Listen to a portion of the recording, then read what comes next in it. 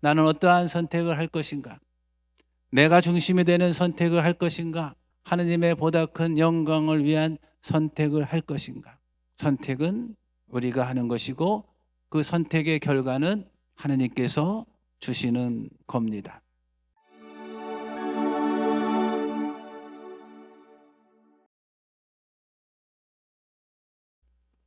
안녕하세요. 날씨는 참 좋은 날이네요. 오늘 우리 교회는 성주간을 시작합니다. 2000년 전에 예수님께서 겟세마니 동산에서 밤을 새워 기도하시고 하느님께 이렇게 청합니다. 아버지, 이 잔을 제게서 거두어 주십시오. 그러나 제 뜻대로 마시고 아버지의 뜻대로 해 주십시오. 하느님이 대답이 없자 한 번 더 여쭤봐요. 아버지, 이 잔을 제게서 거두어 주십시오. 그러나 제 뜻대로 마시고 아버지 뜻대로 해 주십시오. 하느님이 또 대답이 없자 세 번째 또 물어봅니다. 아버지, 이 잔을 제게서 거두어 주십시오. 그러나 제 뜻대로 마시고 아버지 뜻대로 해 주십시오. 세 번이나 여쭤봐도 대답이 없으니까 이거는 내가 십자가를 지라는 뜻인가 보다 하면서 그 예루살렘을 향해서 제자들과 함께 나귀를 타고 이렇게 입성을 합니다. 아까 우리가 성전 마당에서 그 예수님과 함께 이 성지가지, 종려나무 가지를 흔들면서 환영을 했죠. 근데 들어오니까 또 입장이 바뀌었죠. 그러면서 우리가 아까 십자가에 못 박으시오라고 소리치면서 예수님을 조롱하고 예수님을 비난하는데 함께 했습니다. 2000년 전에만 그런 것이 아니라 오늘날 우리의 신앙 안에서도 그런 모습이 있기에 우리는 2000년이 지난 지금도 매년 성주간 주님 순환 성지 주일이 되면 이렇게 모여서 기억하고 있습니다. 지난번에 구역장 회의 때 하나의 건의사항이 있었어요. 2월 18일이 제 수요일이었는데 미사를 2번 하면 어떻겠냐. 그동안은 한 번만 했어요. 근데 가만히 보니까 2번 하는 것도 괜찮겠다 싶어서 제가 오전에 하고 연신부님이 저녁에 하면서 제 수요일 미사를 이렇게 2번 했는데 참 잘한 선택이었다 싶었어요. 10시에도 많이들 오셔서 이마에 제를 바르시고 또 저녁에도 많은 분들이 오셔서 이마에 제를 바르셨어요. 저도 오전에 그 이마에 제를 바르니까 그게 꼭 무슨 훈장 같았어요. 그래서 식당에도 가고 걸어 다니면서 하니까 이게 내가 훈장 같다 이런 생각을 하면서 하루 이렇게 다녔어요. 잘한 선택이다. 또 이번 사순 시기를 지내면서 우리 윤 신부님이 40일 동안 성경 통독을 하겠다 이렇게 주보에 내고 신청자를 받았어요. 그랬더니 28분이 매일 구약성서 창세기부터 이 사순 시기 내내 그거를 읽었어요. 한 3시간씩 읽는데 그것도 참 잘한 선택이다 이런 생각이 들었어요. 선택이라는 것이 우리의 삶을 때로는 좌우하는 거죠. 그래서 옛날에 냉장고 선전도 그런 게 있었어요. 순간의 선택이 10년을 좌우한다. 그런 선전이 있었죠. 그래서 이러한 선택이라는 게 참으로 중요합니다. 근데 선택의 기준은 대부분 그 중심이 누구예요? 나죠, 나. 이런 선택을 하면 나에게 어떠한 도움이 될까? 그러면서 선택을 하게 됩니다. 그러나 신앙인들은 선택의 기준이 나예요? 아니면 하느님이에요? 별로 대답이 없네. 우리 선택의 기준이 신앙인들은 하느님이 돼야 되겠죠. 그래서 이냐시오 성인은 영신수련 26항에 선택의 기준으로 이렇게 이야기를 합니다. 하느님의 더 큰 영광을 위해서라면 부유하게 사는 것보다 가난함을 택할 수 있고, 하느님의 더 큰 영광을 위해서라면 건강한 것보다 아픈 것을 택할 수도 있고, 하느님의 보다 큰 영광을 위해서라면 오래 사는 것보다 일찍 죽는 것도 택할 수 있다. 프란치스코 성인은 그런 선택을 하면서 모든 것을 버리고 가난한 모습으로 살았고, 그 프란치스코 성인은 평화의 사도가 될 수 있었습니다.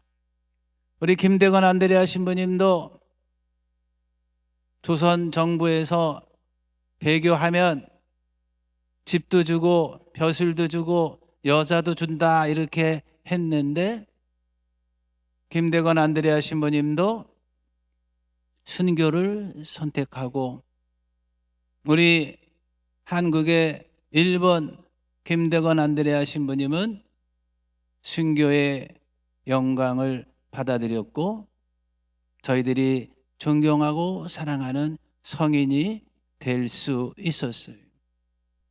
이태석 요한 신부님은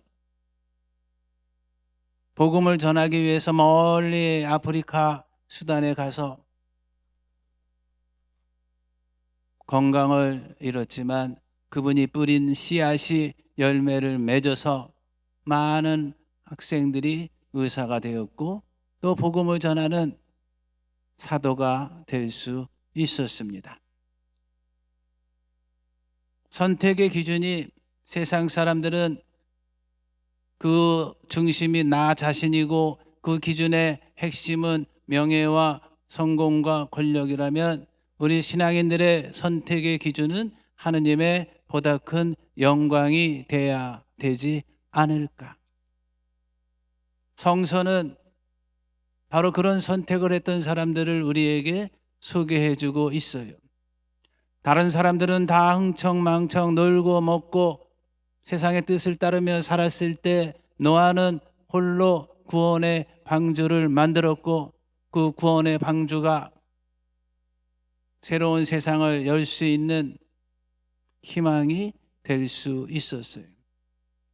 세상 사람들은 이제 나이를 먹으면 은퇴하고 조용히 편안한 삶을 살 수 있다 생각하는데, 아브라함은 76세가 돼서 하느님의 부르심을 받고 정든 고향을 떠나 낯설고 외로운 머나먼 곳으로 떠났습니다. 그렇게 떠나면서 아브라함은 이제 믿음의 조상이 될 수 있었어요. 아브라함은 100세가 돼서 얻은 아들 이삭을, 그렇게 눈에 넣어도 아프지 않은 아들 이삭을 하느님의 말씀을 따라 제단의 제물로 바치려고 했습니다. 그러한 아브라함의 순종이 하느님께 이르러 하느님은 약속하시죠. 이제 너의 후손은 하늘의 별처럼 바다의 모래알처럼 많아질 것이다. 신약에서도 하혈하던 여인은 예수님의 옷자락을 잡는 선택을 하였고, 예수님의 치유의 은사가 그 여인에게 내려 그 여인은 하혈이 멈추는 치유의 은사를 받게 됐습니다. 자케오도 예수님을 집에 초대하는 선택을 하였고, 예수님은 그 자케오와 그 가족에게 이렇게 말씀하시죠. 오늘 이 집은 구원받았다. 이분들의 선택의 기준은 성공과 명예와 권력이 아니었고, 이분들의 선택의 기준은 나 중심이 아니라 하느님의 보다 큰 영광이 이루어지는 거였어요. 오늘 예수님이 십자가의 길을 가는데도 예수님의 마음을 아프게 하는 선택을 한 사람들이 있죠. 은전 30입에 예수님을 팔아넘겼던 유다가 그랬고, 예수님을 3번이나 모른다고 배번했던 베드로가 그랬고, 예수님 십자가를 지고 가니까 뿔뿔이 도망갔던 제자들이 그랬고, 아까 우리가 외쳤던 것처럼 예수님을 십자가에 못 박으라고 외쳤던 그 군중들이 그랬고, 자신들의 기득권을 지키기 위해서 하느님의 이름으로 하느님의 아들을 십자가에 못 박으라고 결정했던 율법학자와 대사제가 그랬고, 옳은 일이 아니면서도 자신의 자리를 지키기 위해서 예수님께 사형 선고를 했던 빌라도가 그랬습니다. 그러나 저 예수님의 십자가의 길을 바라보면 예수님께 위로를 드린 사람들이 분명히 있죠. 십자가의 길 제4처에는 예수님이 성모님을 만납니다. 성모님은 예수님 그 십자가의 길을 눈물을 흘리면서, 그러나 그 모든 아픔을 가슴에 담으면서 함께 하시죠. 예수님 저 십자가에 내릴 때 피에타, 그 성모님이 예수님을 품에 안으면서 예수님과 함께 하죠. 십자가의 길 제5처에 보면 키레네 사람 시몬이 예수님의 십자가를 대신 지고 가죠. 십자가의 길 제6처를 바라보면 베로니카가 예수님 얼굴에 흐르는 피와 땀을 닦아드리죠. 이렇게 예수님의 십자가의 길을 가다 보면 예수님께 위로를 드리는 사람들이 있어요. 아리마테아 사람 요셉은 빌라도에게 당당히 예수님의 시신을 모시겠다고 이야기했고, 아마 바로 잘 감싸서 예수님을 무덤에 모시게 됩니다. 이번 성주간을 지내면서 또 2026년 우리 신앙 안의 삶에서 나는 어떠한 선택을 할 것인가? 내가 중심이 되는 선택을 할 것인가? 세상의 명예와 권력과 성공을 위한 선택을 할 것인가? 하느님의 보다 큰 영광을 위한 선택을 할 것인가? 선택은 우리가 하는 것이고, 그 선택의 결과는 하느님께서 주시는 겁니다. 그래서 오늘 제2독서에서 바오로 사도는 그래요. 그분이 저렇게 십자가에 지시면서 돌아가시는 순종을 하셨지만 하느님께서는 그분을 높이 들어 올리시고 우리들 구원의 구세주로 삼아 주셨습니다.